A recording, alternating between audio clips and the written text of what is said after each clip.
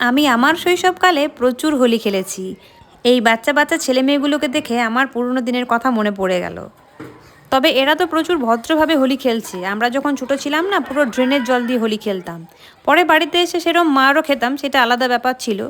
তবে সেই দিনগুলোর কথা মনে পড়লে দারুণ লাগে। যাই হোক, এখন এদের দেখেই আনন্দ নিলাম। আর যেহেতু শরীরটা খুব খারাপ ছিল, তাই সেদিন বানিয়েছিলাম গোবিন্দভোগ চালের খিচুড়ি, আর সাথে ছিল বেগুনি। রাত্রেবেলায় হোলি স্পেশাল আমি একটা চাট বানিয়েছিলাম, এটা হচ্ছে মিষ্টি আলুর চাট। দারুণ খেতে হয়। তারপর সন্ধেবেলায় আমি আর শিবু দুজন মিলে চলে গেলাম কেডিআর মাঠে। রাত্রেও ওখানে দেখলাম বেশ ভালো প্রোগ্রাম হচ্ছে, প্রচুর গান বাজনা এসব হচ্ছে আর কি। কাটোয়াতে একটা ব্যাপার তো আছে, এখানে উৎসব অনুষ্ঠানগুলোকে কিন্তু দারুণভাবে পালন করা হয়, যেটা আমার ভীষণ ভালো লাগে। বেশ কিছুক্ষণ রাত্রেবেলায় ওখানে ছিলাম, অনেক কটা নাচ গান দেখলাম। বাড়িতে এসে বানালাম দই বড়া। আর হোলিতে দেখেছি দই বড়াটা কিন্তু মাস্ট হবেই। আমার এক নন বেঙ্গলি বান্ধবী আমাকে প্রত্যেক বছরই হোলিতে নেমন্তন্ন করতো, আর ওদের বাড়িতে প্রচুর প্রচুর জিনিস হতো খাবারের সাথে, দই বড়াটা মাস্ট হতোই। তো আমিও বানালাম নিজের মতো করে, দুজন মিলে সেলিব্রেট করলাম দই বড়া, আলুর চাট এসব বানিয়ে। তোমাদের ভিডিওটা ভালো লাগলে লাইক শেয়ার সাবস্ক্রাইব করে দিও।